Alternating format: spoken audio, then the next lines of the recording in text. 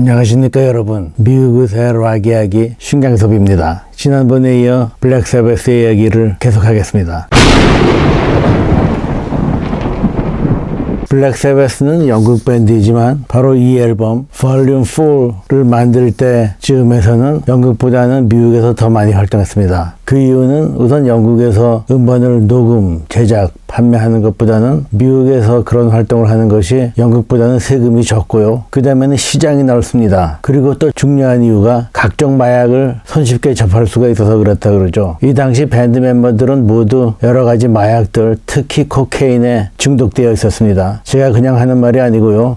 아지 오스본의 자서전이나 기타리스트 토니 아이어미의 자서전에도 그걸 솔직하게 얘기하고 있습니다. 이미 자타가 다 아는 알려진 사실이니까요. 뭐 숨길 것도 없죠. 끊임없는 투어 공연과 약물 남용으로 밴드 멤버들이 모두 지쳐 있었습니다. 멤버들 사이도 나빠지기 시작하고요. 드디어 토니 아이어미가 할리우드 볼이라는 야외 공연장에서 공연하다가 과로로 쓰러지는 일까지 있었습니다. 그래서 밴드는 그 이후에 모든 공연을 취소하고 휴식 기간을 갖게 되었는데 그것이 데뷔 이후에 처음으로 몇 달간 쉰 것이라고 그러죠. 크게 히트했던 이 앨범 볼륨 4에 못지않은 후속 앨범을 만들어야 될 텐데 별로 좋은 아이디어가 떠오르지 않았습니다. 그래서 밴드가 다시 영국으로 돌아와서 그곳에서 만든 앨범이 바로 이것이죠. 사바스 블러디 사바스. 전에도 말씀드렸다시피 당시 블랙 사바스의 거의 모든 곡은 토니 아이어미에 의해서 쓰여졌습니다. 가사는 거의 기설 버틀러가 하고요. 싱어인 아지 오스본이 한 것은 많지 않았습니다.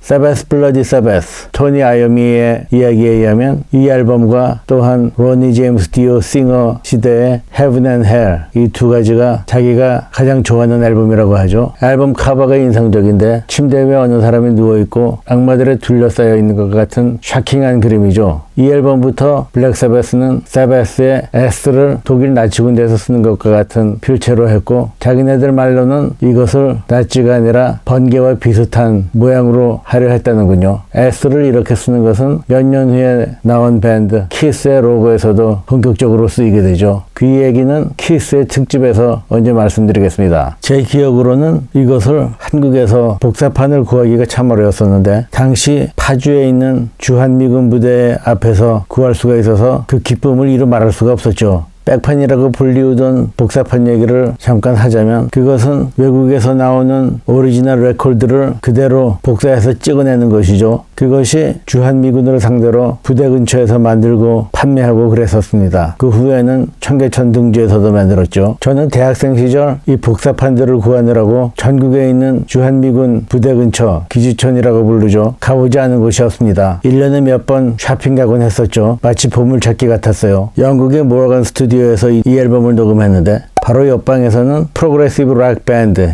Yes가 앨범을 녹화 중이었습니다. 그때 Yes 앨범은 바로 이것이죠. Tales from the Topographic Ocean.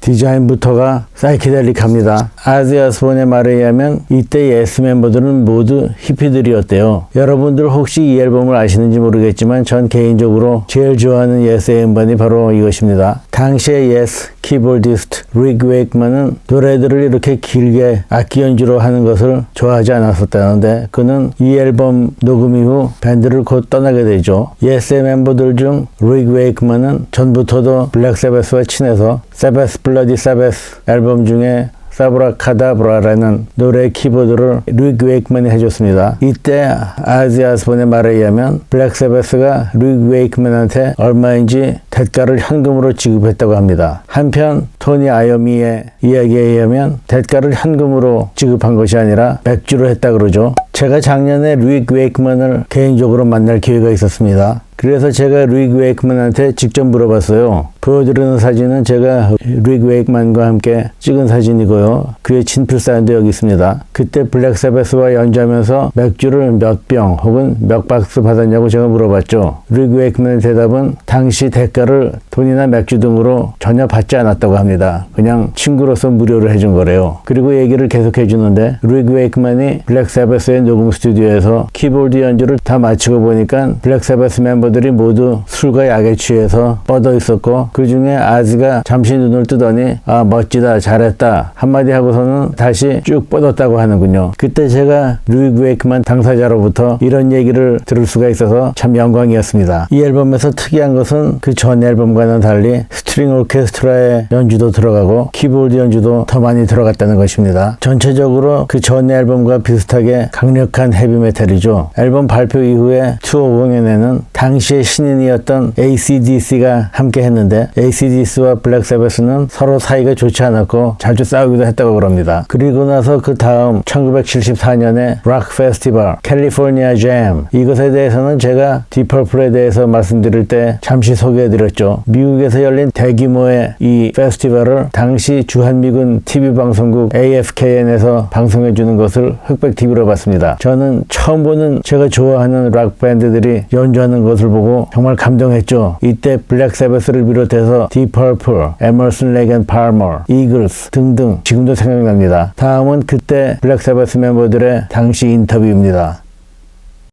The first festival that I've ever been to, where everything seems to be so beautiful and peaceful. There's no hassles. You know, the organisation is absolutely incredible. You know, it's just beautiful. It's the way they all should be. We're just going to go on and play our music, man. We don't go on and blow the stage up or do anything like that. We just go on and play our music, man, because that's all it's about, you know.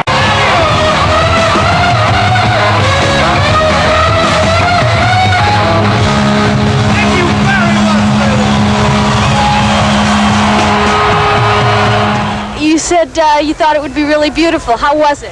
I'm lost for words. I just can't say anything. You know, the kids just blow my mind. You know, I can't believe it, man. Really. We wasn't going to do it. But first of all, we were booked to do it, and then it got absolutely outrageous, where everybody wants to close the show, and there was arguments between Deep Purple and the LP, and we just said, "Oh look, let's just deaf it. You know, we won't get involved in it. Let them carry on."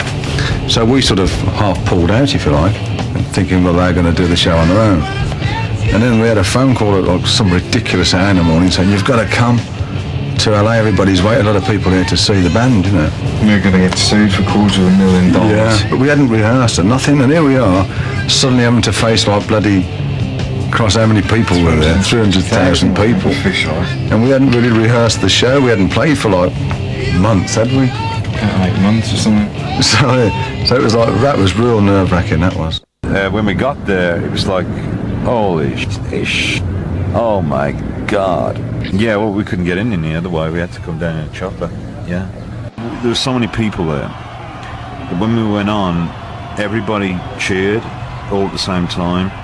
And so there was an energy blast that came towards the band, you know, and it's amazing what we can do as human beings. So it's almost like a seismic wave.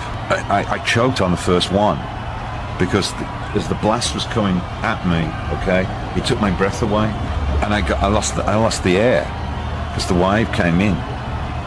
Can you believe that? Unbelievable. Our job was an important gig in California, and for Californians and for music, period. Of course, it was important because Woodstock, you know, had happened. And then that was the next major.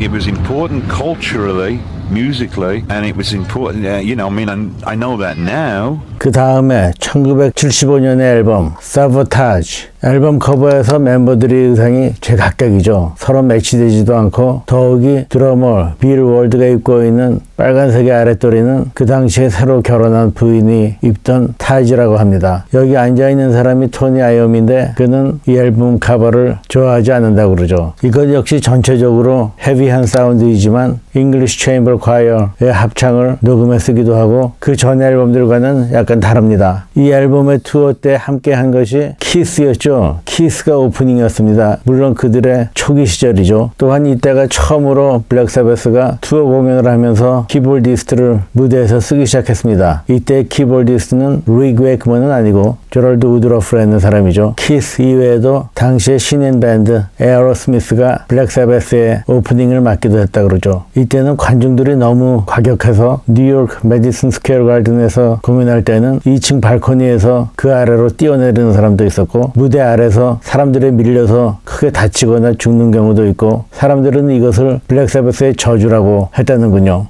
1976년의 앨범 테크니컬 엑스타시, 이걸 플로리다의 마이애미에서 녹음했는데 그 스튜디오 옆방에는 이글스가 호텔 캘리포니아를 녹음하고 있었대요. 그런데 블랙 사바스가 워낙 시끄러우니까 이글스가 여러 번 녹음을 멈췄었다고 하네요. 이 앨범의 디자인은 햅그너시스의 스톰 살거선이 맡았습니다. 스톰 살거선에 관한 이야기는 제가 핑크 플로이드의 앨범들을 소개할 때 여러 번 했었죠. 두 로봇이 각각 에스컬레이터를 타고 오르내리는 듯한 그런 그림인데 스톰 살거선의 앨범 디자인은 이해하기 어려운 경우가 많이 있습니다. 이 앨범의 노래 It's Alright이라는 노래는 헤비메탈이 아니라 발라드인데 이 노래를 드러머 빌 월드가 했습니다. 아지 오스본이 아니고요. 이 앨범의 또 다른 발라드 음악 She's Gone, 이 노래 역시 볼륨 4의 Changes처럼 한국에서도 유행했던 노래였죠. 그 외에는 모두 헤비메탈입니다. 이 앨범의 투어 공연 때는 시간과 장소에 따라서 당시의 신인들이었던 테드 뉴전트, 보스턴, 하트 등이 했습니다.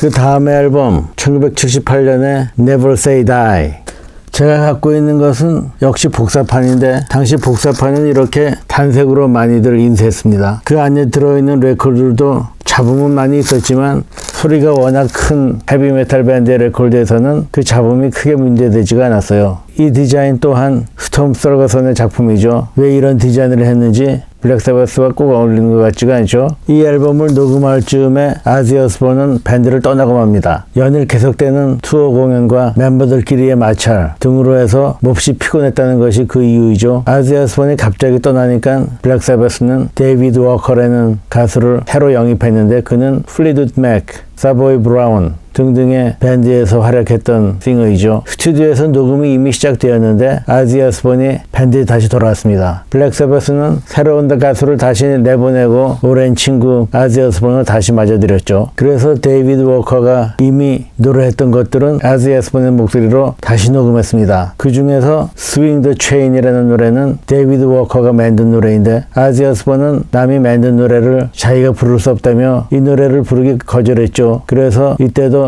드러머 빌 월드가 노래를 했는데 가사를 조금 바꿨습니다.